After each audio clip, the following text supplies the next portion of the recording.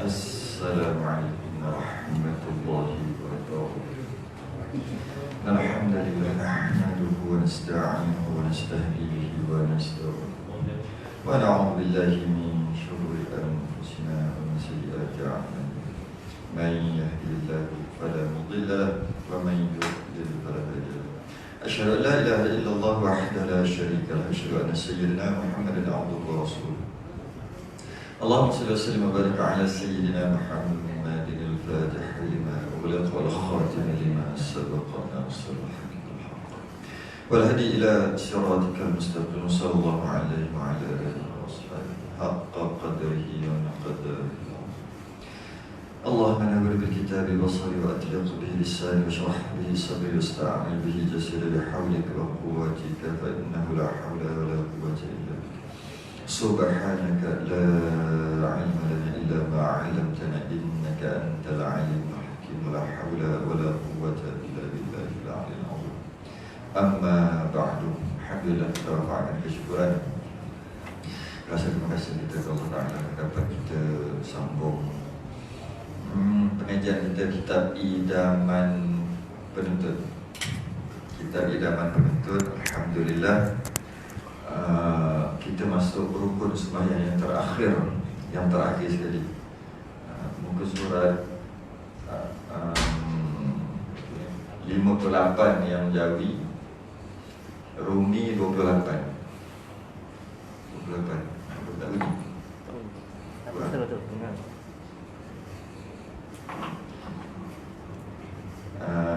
Kalau ada kita boleh buka 28 Rumi, 58 Jawi, rukun yang ke-13 tertib. Alhamdulillah kita dapat, Allah masih benar kita duduk dalam majlis ilmu. Ada tempat tak boleh dah majlis ilmu ni. Malah ada tempat bukan tak boleh kali ni je, dan seterusnya tak boleh. Tak boleh. Kata 2 minggu kan? Ya, 2 minggu lebih sama. Kat sini boleh lagi. Boleh pula sekali 100 berapa? Berapa banyak lah hari ni, 140 berapa?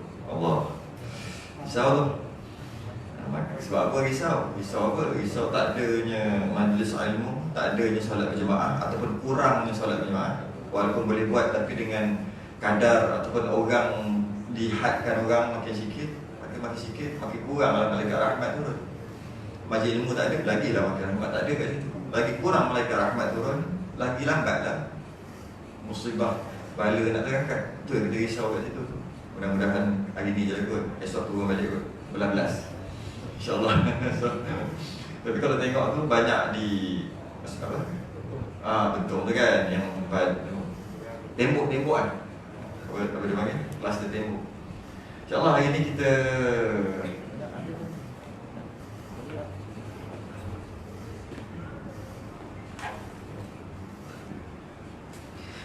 kita masuk rukun yang ke-13 tertib. Tak panjang sangat dan tak pendek sangat.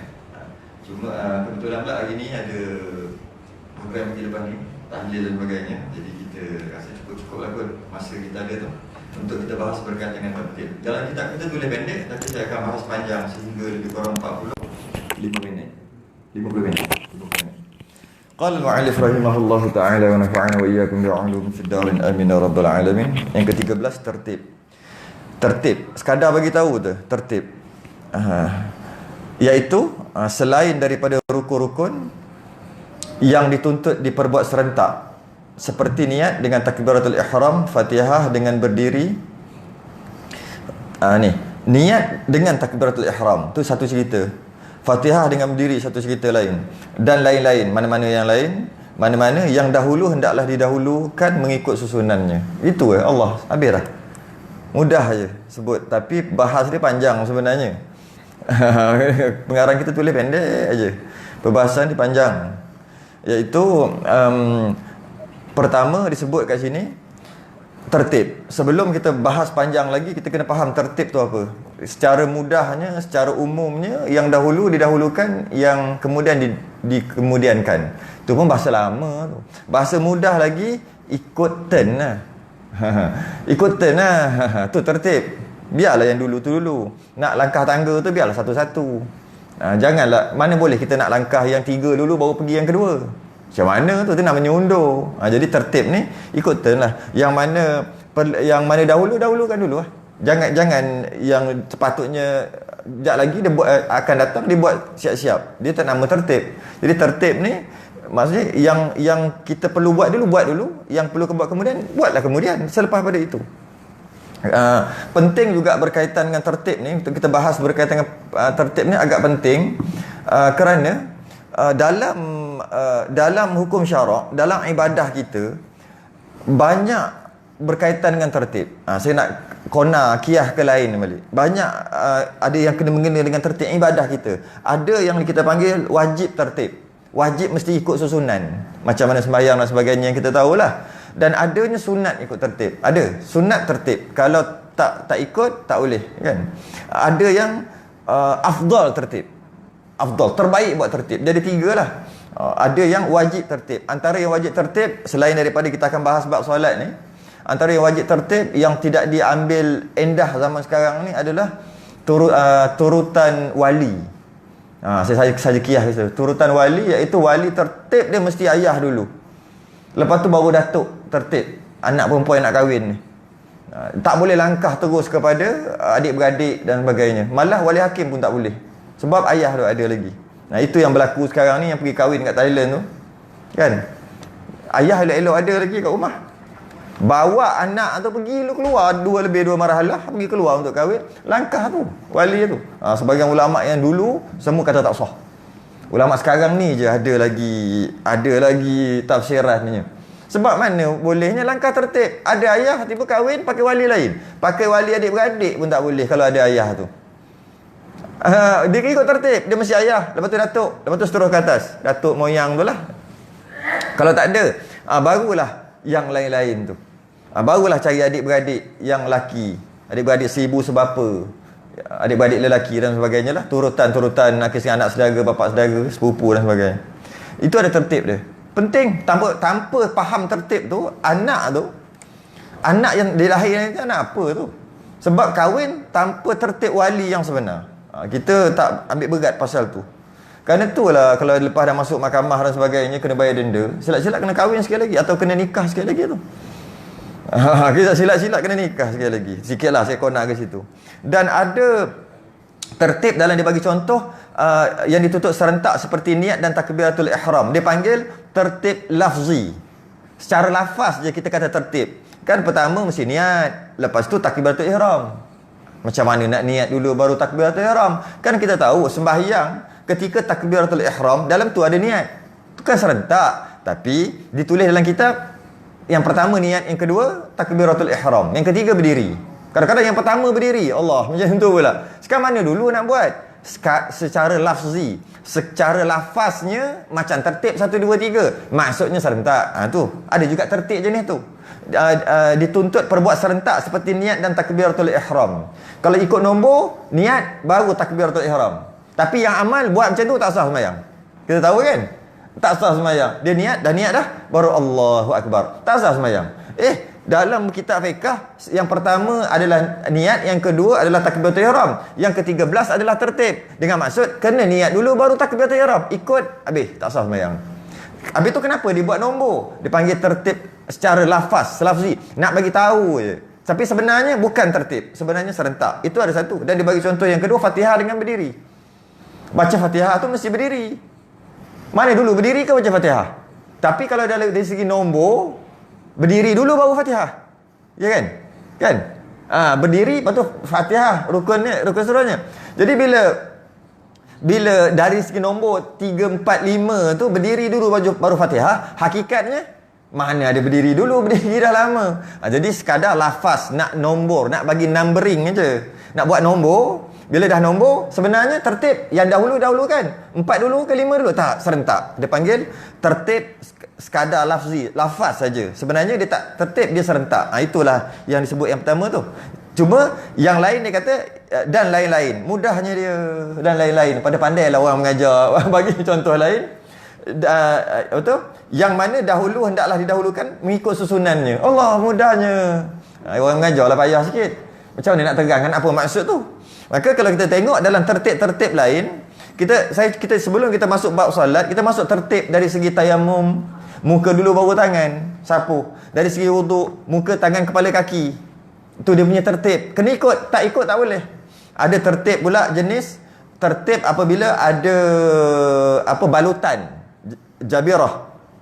Ada balutan di kaki, di tangan, di kepala sebagainya. Dia kena tayamum, diselangi dengan tayamum. Basuh muka, kalau katalah dekat tangan, basuh muka untuk niat wuduk, basuh tangan mana yang boleh. Yang atas balutan tu atau simen tu disapu dengan air saja, jangan basuh, sapu aja. Kemudian tayamum muka dan tangan, kemudian sambung sapu kepala dan basuh kaki. Apa macam tu? Kalau faham tertib, fahamlah cerita ni. Yang ini kita dah bahas sebelum ni sebenarnya. Kemudian ada juga disunatkan tertib. Macamnya qada zuhur, lepas tu baru qada asar. Dia tinggal lama, 2 tahun, 3 tahun, 10 tahun tinggal sembahyang. Nak qada dah sekarang ni. Dah bertaubat dah. Antara rukun taubat adalah untuk sempurna taubat, namanya nasuha, hendaklah buat perkara kalau ambil barang orang ganti balik, dan kalau ada yang tak qada, ada yang tinggal kena qada. Maka nak qada mana dulu? Boleh tak subuh? Boleh? Boleh tak zuhur? Boleh tak subuh, zuhur, asar, maghrib, isyak? Dia seolah-olah qada setiap hari tu. Kalau katalah hari yang dia tinggal hari pertama, dia qada berderet subuh, sebab waktu tu pun macam tu. Subuh, zuhur, asar, maghrib, isyak. Okey, dah 5 dia qada, padam. Hari tu dah selesai, dah qada. Macam tu. Tapi kalau subuh, padam subuh aja dulu. Boleh dikatakan setiap hari dia tak selesai lagi qada. Bila dia selesai? Sekaligus nanti bila isyak. Boleh ke macam tu? Boleh. Afdalnya ikut turutan. Subuh, zuhur, asar, maghrib, isyak. Itu afdal. Itu dia panggil tertib afdal. Qada yang dulu. Tapi yang paling kita nak buat, kadang kita tak mampu nak buat macam tu. Maka kita mulakan dengan subuh dulu. Subuh. Sebab subuh 2 rakaat, sambil solat sunat tu orang ingat qabliyah ba'diyah, padahal qada. Tak kisahlah. Janganlah kunut. Ataupun baca kunut pendek. Sami Allahu liman hamidah, Allahumma ighfirli ya ghafur.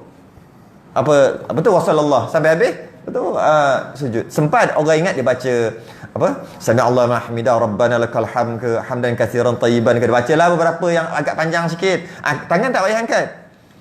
Sebab orang nampak ni, dia ingat qabliyah ba'diyah. Bagus qabliyah ba'diyah, padahal qada dulu. Tak kisahlah, sebab senang untuk qada yang tu dulu. Jangan kita kata nak qada subuh, zuhur, asar, maghrib, isyak, akhir sekali tak buat semua. Sebab payah nak buat biar 4 rakaat ni. Jadi kalau kita tak apalah, buatlah subuh dulu. Orang sembahyang tarawih, kita sembahyang subuh kat belakang. Orang ingat tarawih dia 20 tak pernah miss, padahal qada. Tak apalah, kurang-kurang qada juga. Tapi yang afdal tidak. Afdalnya ikut tertib. Tertib afdal dia panggil. Iaitu subuh, zuhur, asar, maghrib, isyak. Lepas tu subuh, zuhur, asar, maghrib, isyak dengan niat hari yang pertama yang aku tinggal. Dengan niat hari kedua, hari ketiga. Jadi dia delete utang dia. Delete, itu yang afdal lah. Kemudian dalam bab haji pun ada juga. Innas safa wal marwata min sya'airillah. Yang mana haji ni dia ada kena pergi Safa dan kena pergi Marwah. Jadi bila para sahabat tanya nak pergi mana dulu? Sebab innas safa wal marwah. Kalau sikit orang faham dalam bab ni, sesungguhnya Safa dan Marwah. Dan tu ataf, waw, dan je. Dan tidak memberi maksud yang mana dulu, yang mana kemudian, kan? Ada? Tak memberi maksud, kan? Kemudian baru memberi maksud, dua dahulu dan kemudian. Ali datang ke masjid, kemudian datang Abu. Kita dah tahu, Ali dulu, lepas tu baru Abu sampai. Nah, sebab tu dipanggil kemudian. Summa, kemudian. Kalau kemudian, dia memberi maksud ada tertib. Ada ni dulu baru ni. Tapi kalau dan, tak memberi maksud tertib. Ali dan Abu datang ke masjid. Siapa datang dulu? Tak kisah. Tak ada maksud yang mana dulu. Yang pasti dua-dua datang, Ali dan Abu. Mungkin Abu dulu sampai, mungkin Ali dulu sampai. Tapi kalau Ali datang ke masjid, kemudian Abu datang ke masjid, kemudian baru Abu, kan? Maka kita tahu Ali dulu baru Abu. Jadi kat sini ayat Quran ni innas safa wal marwah. Sesungguhnya safa dan marwah, wal marwah, wow, ataf. Bila dan marwah maknanya tak kisah safa dulu marwah ataupun marwah dulu safa, tak kisah. Ikut ayat Quran. Maka Nabi SAW kata, sahabat tanya, macam mana? Nabi jawab, abda' bima bada Allahu bih. Mulakan dengan apa yang Allah mulakan. Allah mulakan innas safa wal marwah. Jadi safa marwah. Jangan marwah dulu. Sebab Allah mulakan yang itu. Ni sedikit berkaitan dengan tertib. Dalam Quran tak disebut pasal tertib. disebut sekadar dan atau je, tidak memberi makna tertib, tapi Nabi mensyarahkan Quran. Hadis mensyarahkan Quran, mengatakan sebenarnya dia kena tertib. Kena tertib. Dan mungkin juga tertib yang tadi tertib wajib lah. Tertib sofa ke Marwah dulu. Ada tak tertib sunat? Tertib sunat macam makan buah. Tertib sunat. Makan buah dulu baru makan nasi kan? Orang dulu tak. Orang dulu semua, lepas tu dia panggil pencuci mulut. Kita panggil buah ni pencuci mulut. Sebab orang Melayu dia jenis makan las. Las buah dulu. Mungkin baru berapa? 10 tahun? 20 tahun? 30 tahun kot? 30 tahun rasa macam lama kot. 20 tahun lepas kot. Bermulalah. Makan buah dulu. Sunat kan? Tu tertib dia. Buah dulu, baru makan berat. Bukan makan berat dulu, baru buah macam tok nenek kita dulu amal. Sebab dia pencernaan dia bagus kalau makan buah dulu. Mana ambil tertib ni? Ambil daripada tertib buah dulu, baru makan yang berat ni. Ambil daripada surah apa tu? Wa fakihatim mimma yatakhayyarun. Waqiah kan? Tak kekak biasa baca waqiah. Aku rasa tiap duha baca waqiah. Wa lahmi tayrin mimma yashtahun wa hurun 'ain. 3 ayat ni. Wa fakihatim mimma yatakhayyarun. Dan buah-buahan ni cerita pasal dalam syurga. Allah menggambarkan dalam Quran makanan-makanan dalam syurga dimakan, hebat makanannya, tapi Allah mulakan dengan wa fakihatin mimma yatakhayyarun. Mereka boleh pilih orang syurga ni daripada buah-buahan. Lepas tu wa lahmi tayrin mimma yashtahun. Lepas tu baru makanan berat. Tapi kalau kita tengok wa lahmi tayrin mimma yashtahun, burung-burung, dia nak burung masak apa semua boleh. Niat je, ting je, cup, terus dah ada dah. Jadi sekarang ni Allah mulakan dengan apa? Dengan buah. Maka kerana tu Nabi mulakan dengan buah. Kat situ dia ambil tu. Tapi sunat lah. Sunat. Lepas tu wahurun 'ain. Apa wahurun 'ain? Bahasa modernnya bidadari lah. Patutnya yang bermata jelita tu. Yang bermata cantik tu kan. Tapi bahasa mudahnya bidadari. Lepas tu baru cari perempuan. Baru cari bini. Makan dulu buah, makan kenyang-kenyang, baru cari bini. Dalam syurga cerita ni. Itu turutan dia. Itu turutan. Maka dia ambil turutan yang Allah letak turutan tu, ayat-ayat yang sekiannya, untuk kita nak amal pun sama. Tapi itu turutan apa? Turutan sunat. Itu turutan sunat. Ada juga turutan jenis sedekah. Turutan afdal sedekah. Iaitu kita sedekah boleh kat siapa-siapa kita nak sedekah. Nak hadiahkan orang, boleh siapa-siapa. Boleh siapa-siapa kita nak sedekah. Tapi dia ada afdal dia. Afdal sedekah. Yang paling afdal sekali sedekah kat siapa? Biasa orang sebut siapa? Saya biasa dengar. Saya rasa kat sini pun sama juga. Paling afdal sekali nak bagi sedekah kat siapa? Ibu. Lagi? Dua je. Nak wakil dua je. 2 kali tekaan. Kali 3 saya jawab. Adik-beradik? Bini? Yang seronok lah kalau ada. Yang nombor 1 adalah musuh. Musuh kita. Itu paling afdal. Musuh Islam lah. Bukan yang bukan Islam. Musuh yang tak suka kita, kita tak suka dia. Kita tak suka dia, dia tak suka kita. Itu paling afdal sedekah. Nak bagi hadiah, itu paling afdal. Dan itu paling susah. Yang kedua, dia tak suka kita, kita okey aja. Itu afdal yang kedua. Macam musuh jugalah. Cuma dia bermusuh dengan kita tak musuh dengan dia. Yang itu lagi susah nak bagi. Lagi susah. Itu lagi afdal tu, besar pahala tu. Yang ketiga, barulah yang lain-lain. Isteri. Ya. Isteri adalah paling afdal. Kita kadang-kadang orang lain bagi, isteri kedekut. Yang seterusnya, ke berapa? Kedua, ketiga, keempat, anak. Tapi anak terbagi kepada 2. Anak belum baligh dulu. Kat situ afdal sedekah. Maksud afdal adalah dengan buat turutan ni dapat pahala lebih.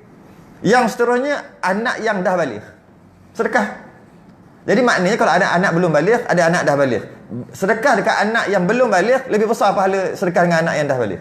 Sedekah dekat isteri lebih besar pahala daripada sedekah kat anak. Sedekah kat musuh lebih besar pahala daripada sedekah kat isteri. Itu dia punya turutan. Apa lagi? Lepas pada tu baru ibu bapa. Lepas anak baligh, anak dia sendiri tapi yang dah baligh, baru ibu bapa. Kemudian baru adik-beradik, kemudian fakir miskin. Kat situ duduk fakir miskin. Kemudian orang biasa, kemudian ustaz. Kemudian orang alim, maksudnya tok-tok guru lah. Kemudian last sekali ulama, orang besar-besar. Itu turutan secara normal. Tapi, dia ada tapi dia. Kalau ibu bapa miskin, tu nombor satu.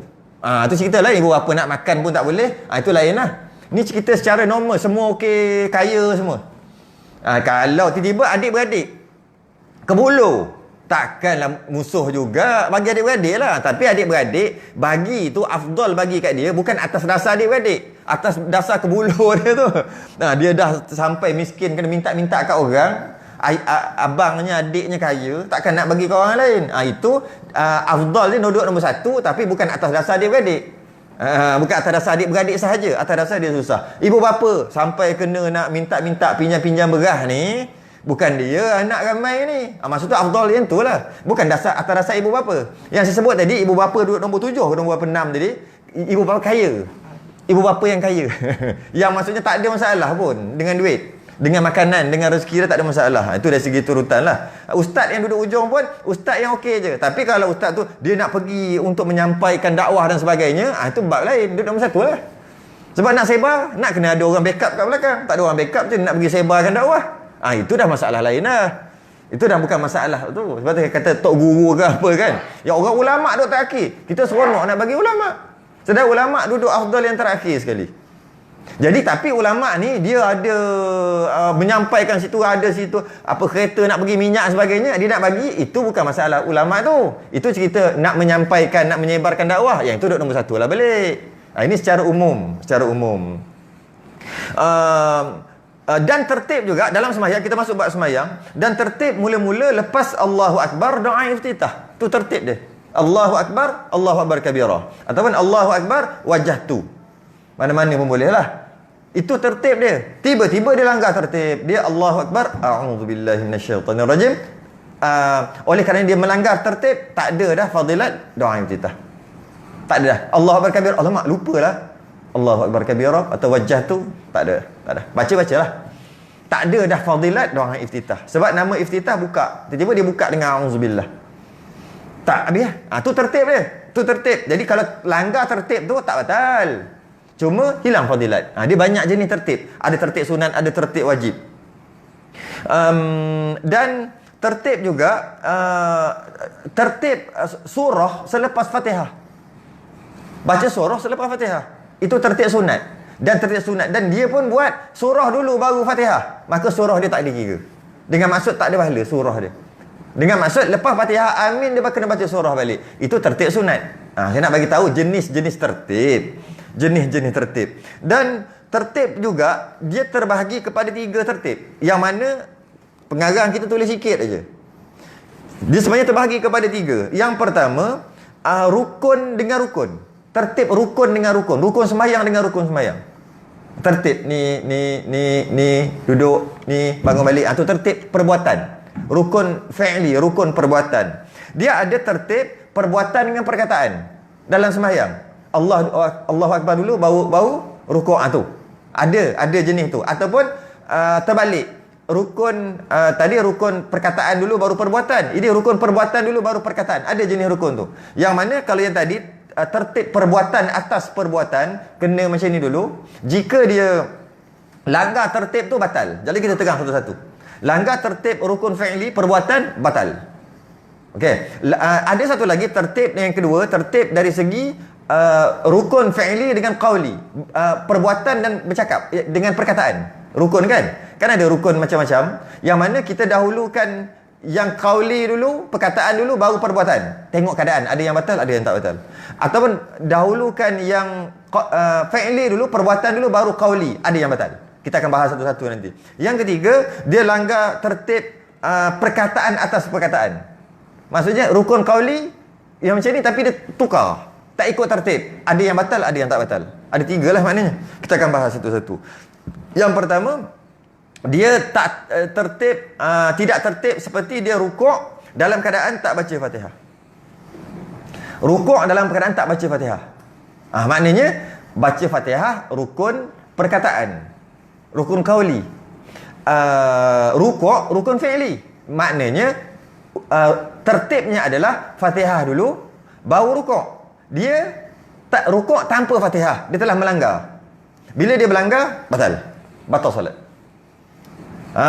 Fa batalat salatuhu. Batal solatnya. Apabila dia keadaan yang dia mendahulukan rukun sepatutnya dia mendahulukan rukun qauli, perkataan baru perbuatan. Ini tidak. Dia terus rukun perbuatan tanpa dia melaksanakan rukun perkataan. Saya cuba cakap bahasa Melayu lah. Takut qauli fi'li tak faham lah. Takut saya cuba Melayu kan. Jadi ada ke orang macam ni? Oh, tak ada orang kerja macam ni. Ada sebenarnya. Apabila tak faham muwafiq masbuk. Tak faham muwafiq masbuk, dia buat kerja macam ni. Iaitu dia tak habiskan Fatihah, dia rukuk. Dia kata aku tak sempat. Imam dah rukuk. Masbuk lah. Jika dia tak faham muwafiq masbuk, tu kena ngaji panjang tu bab muwafiq masbuk. Dia tak faham muwafiq masbuk, mungkin dia akan mendahulukan rukun fi'li, perbuatan dulu, sedangkan rukun qauli tak selesai lagi. Itu bab lain tu. Saya saja nak bagi tahu. Tu bab lain. Dan rukun yang paling kita memang tahu, iaitu perbuatan atas perbuatan. Sebelum rukuk dah sujud.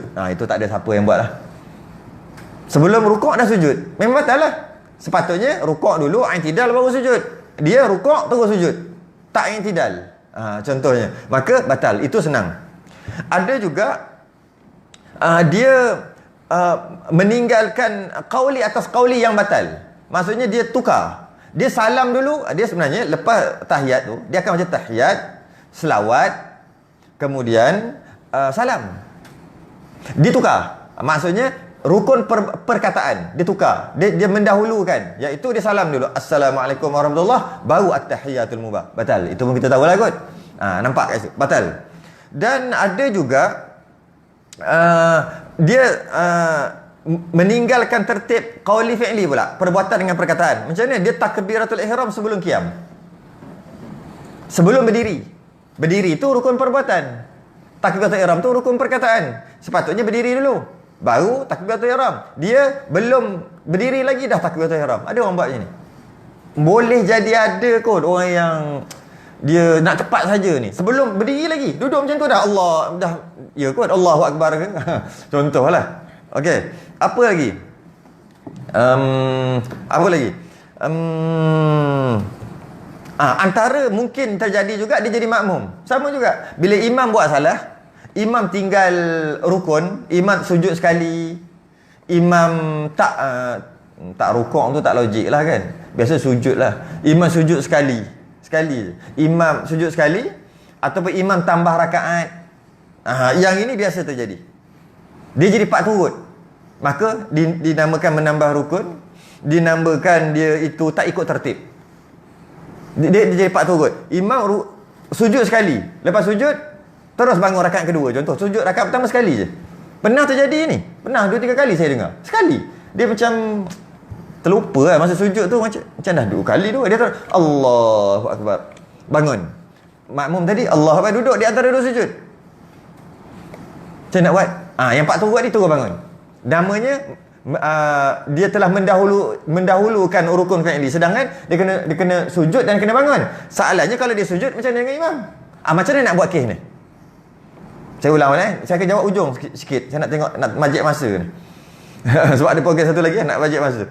Dia imam sujud sekali. Imam sujud sekali betul terus bangun. Macam mana makmum nak buat? Kita akan bahas nanti. Ataupun mungkin imam tak baca Fatihah, terus rukuk. Makmum macam mana nak buat?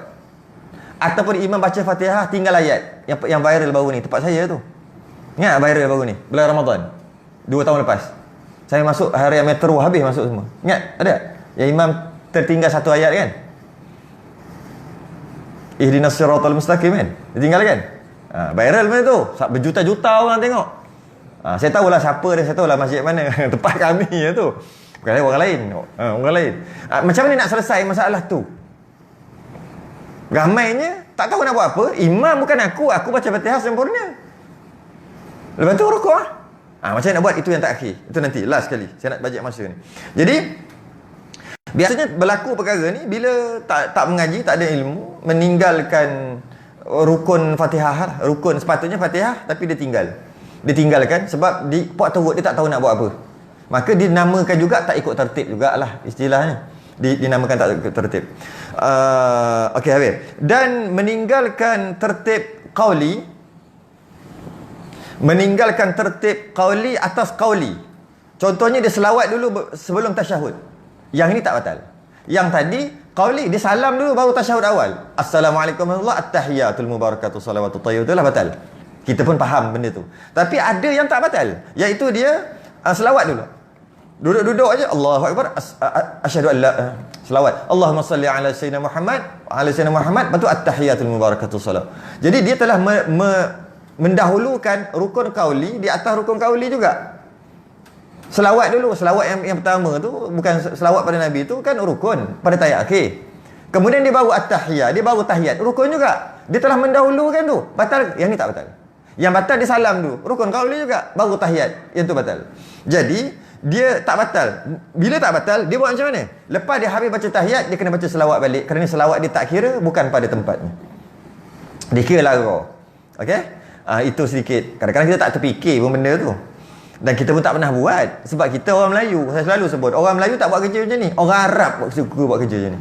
Mentang-mentanglah bahasa dia suka buat kerja-kerja macam ni. Dia tukar-tukar bahasa lah. Dia tukar. Dah bahasa Arab, dia terror kan. Orang Melayu tak pernah buat kerja-kerja macam ni. Cuma ni hukum lah. Dan dan tidak membatalkan sembahyang makmum, contohnya jika ketinggalan daripada imam 3 rukun qauli. Sebab dia rukun juga. Contohnya 3 rukun qauli. Maksudnya ada orang kata apabila imam sujud, imam duduk tahiyat, makmum masih lagi sujud. Dia seorang-seorang je sujud. Maka imam telah mendahului dia 1 rukun, iaitu duduk tahiyat. Kemudian dia masih lagi sujud. Ni jenis berdoa banyak. Banyak benda nak minta. Ya, kemudian dia baca tahiyat. 2 rukun dah. Cuma rukun fi'li dengan rukun qauli lah, tahiyat. Kemudian selawat. Ketika selawat, batal makmum tadi. Ada orang kata itu. Batal makmum sebab ketinggalan 3 rukun daripada imam. Ada yang kata tak batal lagi. Tapi bila imam salam batal. Sebab dah jadi 4 rukun dah. Iyalah, duduk 1 rukun, duduk tahiyat. Tahiyat 2, bacaan tahiyat. Yang ketiga selawat. Yang keempat salam. 4 rukun ketinggalan daripada imam. Dia duduk lagi sujud. Tapi kebanyakan cakap bukan 4, 3 je. Batal. Betul. Imam mendahului ataupun dia ketinggalan daripada imam 3 rukun, batal. Betul. Malah 2 rukun pun ada batal. Itu rukun perbuatan. Maknanya sebenarnya tak batal. Tak batal walaupun dia tak bagi salam, imam dah bagi salam sekalipun. Yang dikira hanya rukun perbuatan, bukan rukun perkataan. Rukun perkataan tak dikira ketinggalan. Cuma boleh buat macam tu, makruh buat macam tu. Dari segi batal tak batal, makruh sujud, imam bangun dia tak bangun-bangun lagi. Makruh hukumnya walaupun dia nak baca doa. Sebab saya pergi kat mana-mana, sampai ke Sabah saya pergi, semua ada penyakit ni. Saya panggil penyakit. Sebab penyakit tak nak dengar arahan. Tahu tak imam kata Allahu akbar, sami'allahu liman hamidah, Allah kenapa panjang, kenapa pendek? Nak bagi arahan. Macam askar bagi arahan kiri kanan, pusing. Pusing kan? Arahan. Tiba-tiba imam dah Allahu akbar, dia tak dengar arahan. Agak-agak kalau askar kena buat apa? Pumping 100 kali sekarang tak? Memang kena. Itu askar. Ni sembahyang nak menghadap Allah. Maka hukumnya makruh, tak batal walaupun dia ketinggalan. Sebab dia kena ikut terus. Innama ju'ilal imamu liyutamma bih. Dijadikan imam untuk diikuti. Bukan kau aku. Kalau macam tu sebenarnya seorang lah. Bila imam dah bagi arahan, dia kena bangun. Dia sujud juga kerana banyak doa. Maka hukumnya makruh. Tapi tak batal. Sebab ada orang kata batal. Silap, tak batal. Walaupun dia banyak rukun. Rukun duduk, rukun tahiyat, rukun selawat, rukun salam. Contohnya sampai salam. Tak batal juga. Sebab yang batal rukun perbuatan, bukan rukun perkataan. Cuma hukumnya makruh. Jadi nak baca doa banyak sangat ni, nak minta banyak ni, nak minta dengan Allah. Sebenarnya dalam sembahyang, dia ada beberapa tempat yang afdal. Yang afdal doa dan tempat yang mustajab. Yang tempat paling mustajab bukan sujud. Bukan. Tempat yang paling mustajab doa, sujud duduk nombor 2. Mustajab juga, tapi duduk nombor 2. Yang paling mustajab adalah sebelum salam. Fil alamin innaka hamidum majid. Waktu tu doa. Dengan syarat bahasa Arab. Kalau bahasa Melayu batal. Ataupun paling tak reti pun dalam hati je lah. Nak buat macam mana? Dalam hati cakaplah Cina, India ke, cakaplah tak ada masalah. Dalam hati. Kalau dah tak tahu bahasa Melayu. Itu adalah tempat yang pertama, afdal. Ataupun tempat yang makbulnya doa. Habis sujud nombor 2. Betul juga. Jadi oleh kerana dia sembahyang seorang, dia bolehlah sujud lama sebab kat situ, dan dia duduk masa tahiyat pun sekali lagi lepas tahiyat. Okeylah sebab seorang. Bila dia sembahyang jemaah, tak boleh buat. Walaupun taklah batal, hukumnya makruh aja. Jadi fil alamina innaka hamidum majid, doa lah panjang-panjang. Iman dah salah pun biar je. Dia duduk je, doa panjang-panjang. Kat situ antara paling afdal. Bacalah. Kadang-kadang kita baca kat situ kan, ya muqallibal qulub tsabbit qalbi ala dinika wa ala ta'atik. Banyak doa-doa yang situ boleh. Doa yang biasa kita baca pun boleh, janji bahasa Arab. Dan doa yang warid pun boleh. Allahumma ighfir li ma qaddamtu wa ma akhartu wa ma asrartu wa ma a'lantu wa ma asrartu wa ma anta a'lamu bihi antal muqaddimu wa antal muakhiru la ilaha illa anta. Banyak. Allahumma inni a'udzubika min 'adzabil qabri. Oh, dah panjang lagi kalau saya baca. Panjang boleh. Baca di situ. Nak minta rezeki apa, semua di situ semua. Sebelum salam. Itu adalah tempat yang paling afdal. Mustajab doa. Jadi tak payah buat ketika sujud. Pertama dia nampak tak cantik kerana dia seorang tertonggeng kat situ, orang lain semua dah bangun. Kalau setakat 5 saat boleh tahan lagi kot. 5 saat kan. Kita Allahu akbar, at-tahiyah, tak bangun lagi. 1 saat, 2 saat, 3 saat, 4 saat dia bangun. Okey lagi kot. Tapi kalau sampai 10 saat, kok apa benda ni? Duk tonggeng seorang-seorang kat situ, orang dah nak salam dah ni. Tak cantik. Sembahyang tu tak cantik. Sembahyang ni dia kena lebih cantik daripada perbarisan. Yang perbarisan askar mak polis tu. Kaki sama, tangan sama semua tu. Terbaik kalau boleh buat macam tu. Kalau rapat-rapat lah. Sekarang tak boleh buat apa lah. Kalau rapat. Itu sikit lah berkaitan dengan perkara tu. Jadi tak batal ya. Dan kalau katalah dia meninggalkan tertib kerana lupa, hendaklah dia kembali kepada rukun yang dia lupa tu serta-merta ketika dia ingat. Contohnya dia macam mana dia lupa rukuk. Macam tak logik lah, lupa rukuk. Tak apalah, buat contoh je lah. Tak logik lupa rukuk kan. Betul dia baca-baca walam yakul lahu kufuwan ahad. Allahu akbar, sujud. Tak logik, tapi saya buat contoh je lah. Jadi kiaskanlah rukun-rukun yang lain, sama je. Okey. Dia terlupa rukuk. Lepas dia baca tu, terus dia sujud. Dia terlupa rukuk. Bila dia terlupa rukuk, dia teringat bila sujud yang kedua. Sujud pertama, duduk antara sujud yang kedua. Aku terlupa. Aku tak rukuk tadi. Dia wajib bangun. Lepas tu, rukuk segera. Okey, kita ambil contoh lain. Dia lupa sujud. Dia lupa sujud ni susah sikit. Okey, bolehlah. Dia lupa sujud. Sujud yang kedua. Sujud yang pertama mana boleh lupa tak? Mana boleh kan? Kalau nak lupa dua-dua sujud boleh lah. Sujud yang kedua. Sujud sekali je. Itu yang pertama. Sujud yang kedua dia lupa. Berdiri. Kemudian ketika baca Fatihah ke ketika qiyam, teringat sujud sekali je. Dia kena pergi sujud. Sujud segera. Dia bukan tunggu. Rakaat tu kira burn. Kira tak dikira. Oh, tak ramai orang faham macam tu. Dah terlepas sembahyang je. Cuma rakaat tu tak kira sebab sujud sekali. Tidak. Bagi orang sembahyang seorang dan imam. Ini hanya orang sembahyang seorang dan imam. Makmum cerita lain. Bila dia terlupa baca Fatihah, contohlah. Dia ketika sujud baru teringat, aku lupa Fatihah tadi. Dia wajib bangun baca Fatihah terus. Bukannya sujud baru sekali, aku nak duduk di antara dua sujud sekali lagi, bangunlah. Lepas tu bacalah Fatihah. Rakaat tu kira tak kira lah, nanti tambah satu. Oh, tak boleh, batal. Dia kena segera pergi. Segera pergi kepada yang dia lupa tadi. Jadi kecuali ada kecuali dia dah sampai rukun seumpama. Itu ayat dalam kitab boleh. Contohnya sujud. Contohnya sujud. Dia terlupa sujud yang kedua. Dia terus bangun. Dia baca Fatihah tak ingat lagi. Dia rukuk tak ingat lagi. Dia yang tidak tak ingat lagi. Dia sujud pertama tak ingat lagi. Dia duduk di antara dua sujud tak ingat lagi. Dia sujud kali kedua baru dia ingat. Aku lupa sujud rakaat sebelum. Automatik sujud itu jadi sujud yang tu. Tak payah nak pergi. Nak pergi macam mana? Dah tengah sujud yang kedua. Dan dia terlupa sujud yang kedua rakaat yang pertama. Nak pergi macam mana? Gerak je. Macam tu je. Dah memang dia kan? Dah memang ya terus lah. Jadi ganti terus. Itu boleh. Tapi kalau ketika dia rukuk, aku lupa sujud, dia kena terus sujud. Cuma dia kalau kata dia lupa sujud yang kedua, dia tak boleh terus sujud. Dia kena kembali kepada rukun yang sebelum. Duduk di antara dua sujud dulu, daripada rukuk tu terus duduk di antara sujud. Kemudian baru sujud. Sebab dia tak boleh pergi kepada rukun yang dia lupa. Dia kena pergi rukun yang sebelum. Sebelum tu apa? Sebelum tu duduk di antara sujud, dia pergi duduk di antara sujud dulu, baru dia sujud. Walaupun dia dah duduk di antara dua sujud sebelum ni, tapi bukan nak kata dia duduk di antara dua sujud dua kali, tidak. Sebab di mana boleh daripada rukuk terus sujud? Dia kena kembali kepada rukun sebelum. Laju-laju lah tu sikit. Dan hukum ini hanya terpakai pada imam dan imam dan solat seorang. Jika makmum dia beza sikit. Makmum dia beza. Makmum ni dia tak boleh buat suka hati. Dia tak boleh buat suka hati. Contoh yang pertama, dia terlupa baca Fatihah. Rakaat yang tak kisah rakaat pertama ke rakaat kedua, rakaat pertama lah. Lupa baca Fatihah. Bila dia terlupa baca Fatihah, imam dah rukuk. Dia baru sedar, aku lupa baca Fatihah. Dia kena baca Fatihah. Sebab dia belum rukuk lagi.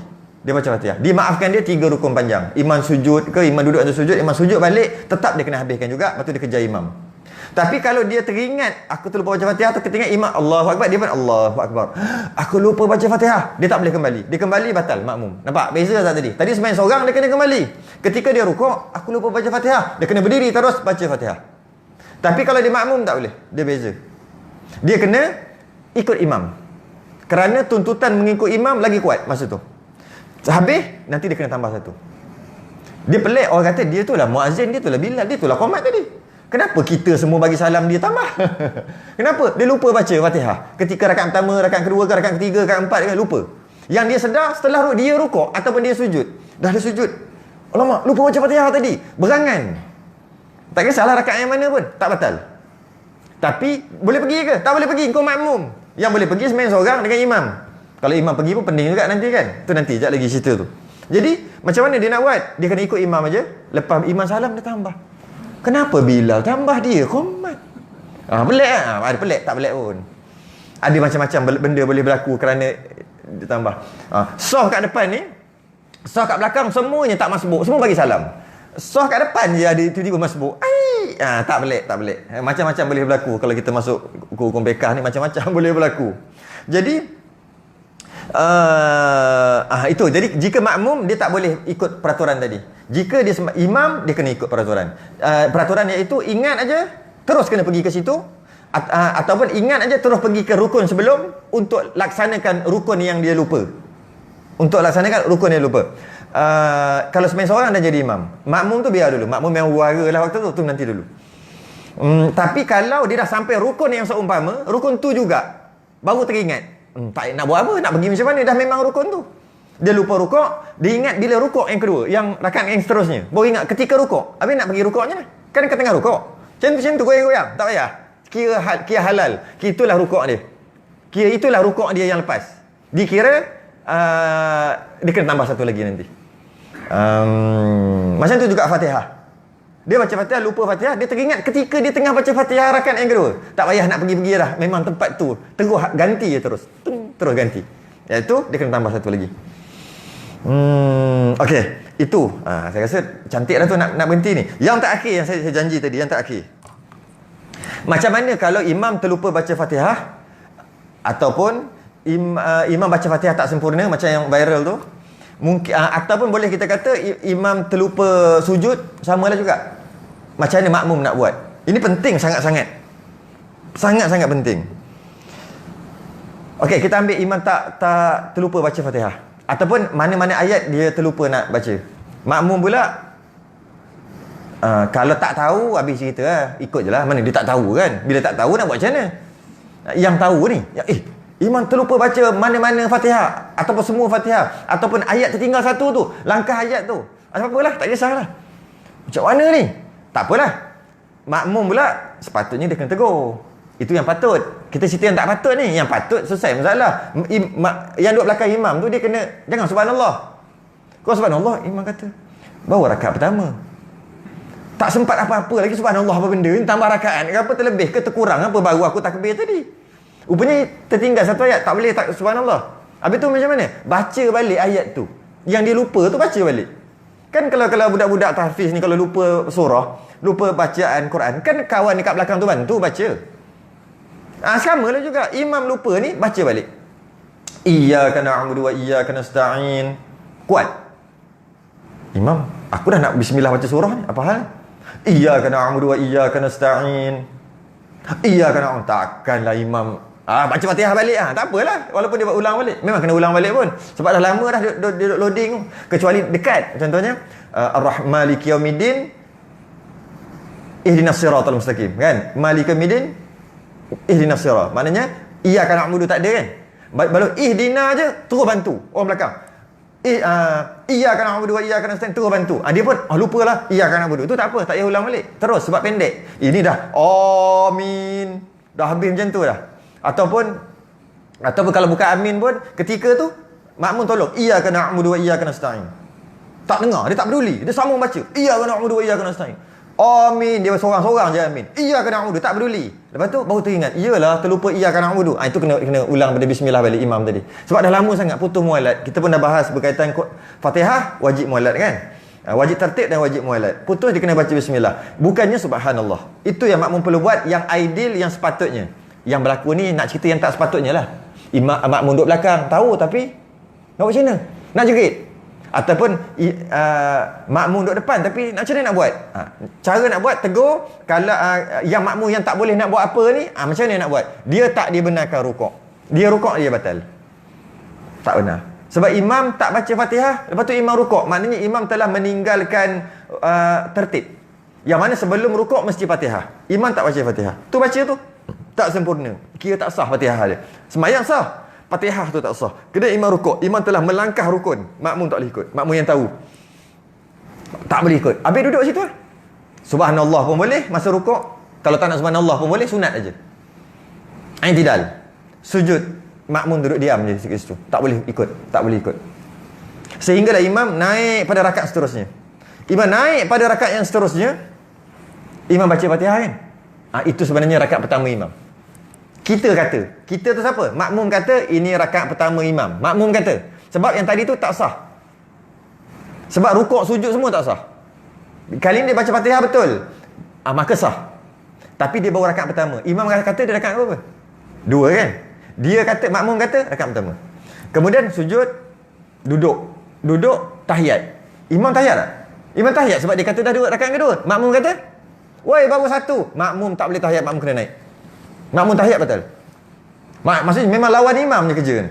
Duduk atas. Subhanallah pun boleh, tak nak pun boleh. Takut subhanallah lagi hura ke? Biar je. Duduk. Sebab makmum bawa rakaat yang kedua. Tadi kan dia tak turun. Imam salah. Imam mana boleh rukuk? Imam batal ke? Tak batal sebab lupa. Bukan sengaja. Tak batal. Imam pun tahiyat. Kemudian bangun rakaat yang ketiga. Itu sebenarnya bawa rakaat yang kedua imam. Habis boleh ke dia tahiyat awal? Tak boleh, tapi dia tahiyat awal juga. Batal ke? Tak batal sebab apa? Lupa mana batal? Okey. Kemudian rakaat yang ketiga imam kata, dia rakaat ketiga. Makmum kata 2. Boleh baca tahiyat? Tak boleh. Makmum tak boleh baca tahiyat. Kerana jika imam meninggalkan tahiyat, makmum pun kena tinggalkan tahiyat. Maka makmum tak tinggallah tahiyat. Imam dah bangun rakaat ke-4 kata imam. Sebenarnya baru 3 kata makmum. Okey. Kemudian habis baca elok semua, rukuk, sujud apa semua, tahiyat akhir kan. Sebenarnya baru rakaat yang ketiga. Tapi imam kata dah 4, dia pun tahiyat akhir. Makmum tak boleh tahiyat akhir. Makmum kena buat apa? Dia kena bangun rakaat ke-4 lah, itu yang sepatutnya. Tunggu. Subhanallah boleh, tak subhanallah pun boleh. Kalau subhanallah jadi hura ke, baik diam je. Sunat aja, tak wajib pun subhanallah tu. Silap dengan kita duk sibuk subhanallah, batal sembahyang kita. Baik makmum tadi. Imam tak batal. Walaupun dia buat hal. Makmum yang batal. Sebab duk sibuk dengan subhanallah. Kemudian, habis itu imam bagi salam. Maka, kat sini, kena niat mufaraqah ataupun boleh tunggu imam lagi. Walaupun imam dah bagi salam. Boleh tunggu. Tunggulah. Sampai agak-agak habis imam ni. Astaghfirullahalazim alladzi la ilaha illa huwal hayyul qayyum wa atubu ilaih. Habis dah tu. Dah macam tu dah. Sebab apa boleh tunggu lagi? Takut-takut imam teringat ataupun ada orang cuik cepat-cepat. Tadi imam tunggu sambung sembahyang, dia boleh sambung terus. Sebab tu dia boleh sabar. Kalau dia tak nak sabar, mufaraqah lah waktu tu. Tapi yang cantik sabar dulu. Agak-agak imam sebut 6 patah perkataan. Astaghfirullah 2 dah. Hal azim 3. Allazi 4. La 5. Ilaha illa ada 7 dah. Habis. Imam dah batal. Imam batal sebab dia dah sebut 7 patah perkataan. Dia kena 6 boleh lagi. Astaghfir. Tadi kan tak cukup 1 lah. Ya ke? Tak cukup 1. Terus dia bangun. Allah terus bangun, terus sambung sembahyang. Boleh. Dengan syarat jangan lebih 6 patah perkataan. Dia bawa astaghfirullah baru 2. Kemudian orang kan, tadi tak cukup lah satu. Dia pergi ikut juga, dia batal lah makmum tu. Makmum tak boleh. Siapa suruh kau ikut? Tadi, lepas tu dia pun tanya balik. Ya ke? Tadi berapa dah? 2. Ya ke? 4 dah? Iyalah. Dia pun terus bangun. Terus sambung satu rakaat. Makmum tadi boleh ikut, follow terus. Makmum yang cakap batal sebab kau bercakap. Padahal imam buat hal, makmum yang kena. Sebab tu makmum kena penting. Lagi sekali, kalau katalah imam memang tak peduli terus lah, memang tak peduli terus baca wirid dia, makmum tadi niat tunggu agak-agak beberapa saat, lepas tu baca Fatihah terus lah, sempurnakan rakaat keempat, kemudian tahiyat, kemudian sebelum salam sunat sujud sahwi, sunat tak wajib tapi sunat, walaupun makmum tak salah tetap sunat sujud sahwi, kemudian bagi tahu imam kau sembahyang lain, kau dah batal. Tu cara dia. Yang berlaku hari tu pada bulan Ramadan solat Isyak. Kalau ingat hari tu kan, solat Isyak yang berlaku viral hari tu. Bila solat Isyak, maka sah tak Isyak semua orang yang follow? Sebab dia bukan tegur terus. Esok tu baru mufti bagi tahu. Benda macam ni pun nak kena sampai mufti. Malu orang Selangor tau. Benda kecil pun tak payah saya mufti lah. Sampai mufti kena masuk campur. Memalukan je. Benda simple. Mufti bagilah benda-benda besar. Ni benda-benda kecil. Lagi sekali, esok tu baru tahu. Soalannya, sah tak solat Isyak semua yang follow tadi tu? Semua follow imam tadi. Imam sampai imam salam, semua salam. Jadi imam sah? Tak sah sebab Fatihah tak sempurna. Makmum? Tak sah juga sebab dia ikut imam yang tak sah. Okey. Lepas sembahyang Isyak sebenarnya apa? Tarawih. Apa syarat sah tarawih? Kena sembahyang Isyak dulu. Tanpa sembahyang Isyak, tarawih tak sah. Maka semua tak sah tarawih begitu. Makmum yang tak tahu? Yang tak tahu tu maksud? Yang tak tahu imam tu salah. Dia blur duduk kat belakang lah. Mungkin kat belakang tak tahu apa-apa kan. Okey, ketika dia tak tahu, lepas tu dia pergi dia semayang tu, dia terus naik kereta balik Johor. Tak tahu sampai ke sudah. Habis cerita dia. Sebab dia tak tahu sampai ke sudah. Dimaafkan bagi dia. Tapi tertulis dia tak semayang pada hari tu. Dia tak semayang, tertulis. Cuma tak berdosa, tak diseksa. Okey, itu yang tak tahu sampai ke sudah. Yang tahu, maksudnya dia tahu lambat lah. Aku lah semayang sini. Aku lah ni. Aku follow. Aku batal. Semua kena qada. Semua kena qada. Wajib qada Isyak. Sunat qada tarawih. Tarawih pun sunat qada. Qada habis semayang. Petang-petang boleh. Petang, pukul 3 petang. Apa kau buat ni? Semayang tarawih. Qada hari tu punya. Boleh? Boleh. Cukup lah. Sebab ada program kan. Nak buat tahlil kan. Banding kan. Dengan doa selamat. Wallahu alam. Kita akan masuk habislah bab rukun tu. Kalau nak detail lagi kena datang malam kitab Kifayatul Muhtadi, yang itu sampai lebam bahas sebab tertib je 3-4 jam tak habis. Bab malam lah pukul 10 punya kelas talaki punya. Kita akan masuk sunat-sunat sembahyang selepas ini. Azan, as-salatu jami'ah, shaf, tu semua orang kita duk sebut tu. Shaf, as-salatu jami'ah, masih bila nak pakai? Main tiru-tiru je ke? Habis kalau qomat, soft, lepas tu qomat. Boleh ke? Boleh, memang boleh. Takkanlah masuk neraka cakap soft kot. Tapi, betul ke? Soft, betul ke? Nak tanya je. Kalau dia belajar, dia akan confident. Betul! Atau dia panggil, tak betul. Dengan maksud tak perlu buat.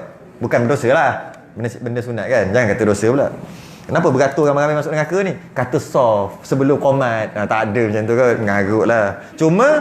Cuma, adakah dituntut? Itu akan datang. Tak tahu bila, saya tak ingat bila. Akan datang. Tak lama dah. InsyaAllah tak lama. Wallahu alam, kita tangguh dulu. Kita sudah dengan tasbih kafarah dan suratul subhanakallah wa hamdika asyhadu an la ilaha illa anta astaghfiruka wa atubu ilaik. Assalamualaikum warahmatullahi wabarakatuh.